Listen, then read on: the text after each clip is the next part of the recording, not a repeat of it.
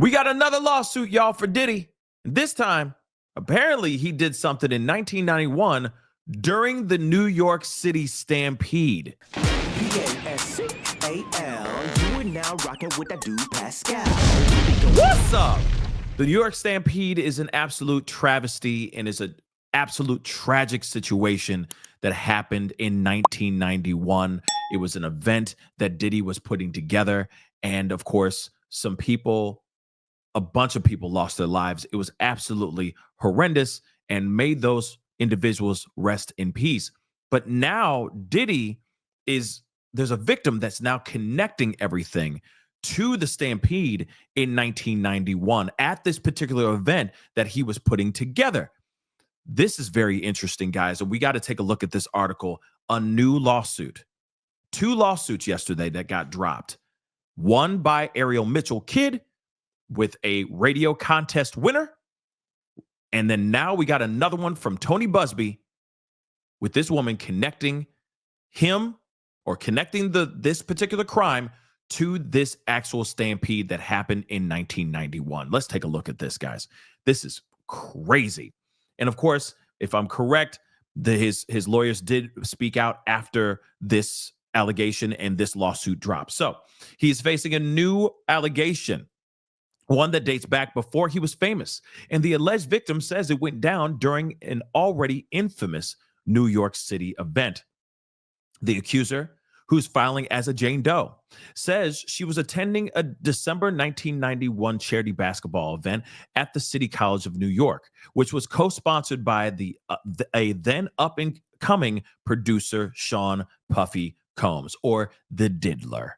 She and a friend were invited by an unnamed rapper set to appear at the event, she claims in the lawsuit. When she and her friend arrived, she says the crowd outside was large and getting unruly, and she convinced a security guard to let her and a friend in early. I wonder how that happened. I'm wondering that dialogue, but moving on. Inside, they couldn't find the rapper, and the woman claims they were led to an office of gym locker rooms where Combs had a makeshift dressing room. She says she didn't know who Puffy was at the time and asked if he could help her meet up with her rapper friend. And Diddy said he could make it happen. Interesting. So they're in a gym room, an office of the gym locker rooms. Combs was there in this makeshift dressing room. They meet, they have a conversation. She's like, I want to meet, I want to see if I can find my friend who's also a rapper. He says, I can make that happen. Yeah. Moving on. However, she alleges Combs handed her a plastic cup he told her contained Coca-Cola, and she took a sip, immediately started feeling woozy, and got up to leave. But she claims Combs blocked her. According to this lawsuit filed by her attorney, the Busby law firm, he started, putting his hands on her and on himself, for lack of a better term, and overpowered her when she started struggling. She alleges he pushed her down and then, of course, attacked her, SA'd her. Afterwards, she says she told Combs she was going to tell her rapper friend what had happened. And she claims Combs threatened her not to do that because, quote unquote, people can come up missing.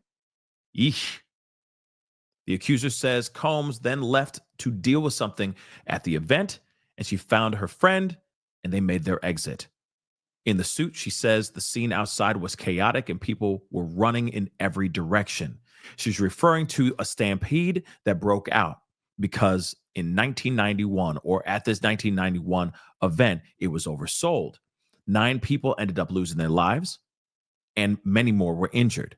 The headliner that day was that the late, great Heavy D, who is signed to Uptown Records, the label where Combs got his actual start.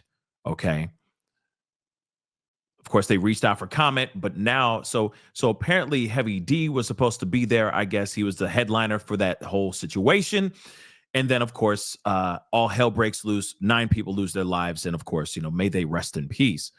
But they did put out a statement again.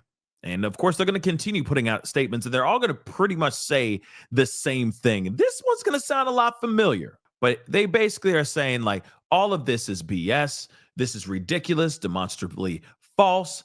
He and his Mr. Combs and his legal team have full confidence in the facts and the integrity of the judicial process. In court, the truth will prevail that Combs has never essayed or teed anyone, man, woman, adult, or minor. I mean, we've all heard the same story or the same response over and over and over again, like a broken record. Let's keep it a bean, okay? This is not a surprise that they said that response, because at the same time, there are so many that are coming out. Yeah, they're going to have a basic rubber stamp response to every single one of these allegations for sure. But this one is very interesting because they're saying that this happened in a locker room at this particular event where this woman was viciously attacked by Diddy. And then she said she was going to go and tell a friend, tell on Diddy. And then he said, I wouldn't do that because people end up missing. And that is some crazy stuff. But what say you guys on this new lawsuit?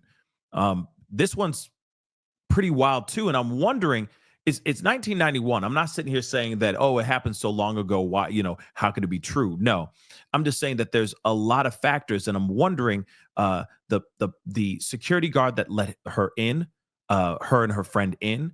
The other thing is, I wonder, where was her friend? Where was her friend that she came into that party or into that event with? Where did she end up going when they were in the locker room? Did she walk off? There's pieces of information I'm kind of curious about that I hope we get some clarity on, because like I said, the details are everything, especially when it comes to these kind of lawsuits, and especially when it comes to lawsuits that happened in 1991 or happened decades ago. That is just, unfortunately, just how the cookie crumbles. But what say you guys? What are your thoughts on this? This is a very new one and very wild and unbelievable, but love to hear your thoughts. Comment down below. Let me know what your thoughts are. Hit that like button down below. Crush that subscribe button.